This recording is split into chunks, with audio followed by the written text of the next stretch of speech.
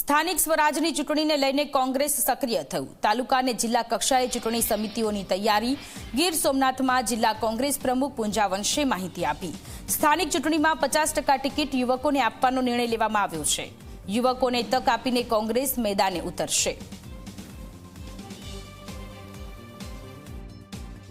આખા જિલ્લામાંથી ના લોકોને જિલ્લા કક્ષાએ આવતા જે લોકો જે છે એને મુશ્કેલી ન પડે અને એમના પ્રશ્નોને વાચા મળી રહે એટલે જિલ્લા કાર્યાલયનું કાયમી માટે એક ઉદ્ઘાટન કરવામાં આવી રહ્યું છે, શુભારંભ કરવામાં આવી રહ્યો છે। અને સ્થાનિક સ્વરાજની ચૂંટણી લાગે વળગે છે ત્યાં સુધી ઉમેદવારો પણ અત્યારે બધા સમિતિઓને પણ જાણ કરવામાં આવી છે। તાલુકા ચૂંટણી સમિતિની બેઠકો મળશે, એ બેઠકોની અંદર જે કોઈ ચૂંટણી લડવા માટે ઈચ્છુક છે એ ઈચ્છુક લોકો પણ બહુ સ્પષ્ટ છે કે જે લોકો જીતી શકે અને જે લોકોને બહુમતી લોકોને ગમતા હોય એવા ઉમેદવારોને, સ્વચ્છ છબી ધરાવતા હોય એવા ઉમેદવારોને કોંગ્રેસ પક્ષ ચૂંટણી લડાવશે। અને એમાં ખાસ કરીને પાર્ટી દ્વારા પણ જાહેરાત કરવામાં આવી છે કે આ સ્થાનિક સ્વરાજની ચૂંટણીઓની અંદર યુવાન લોકોને પણ 50% જેટલી તકો આપવામાં આવે એ પ્રકારે પાર્ટીએ પણ એક રણનીતિ નક્કી કરી છે।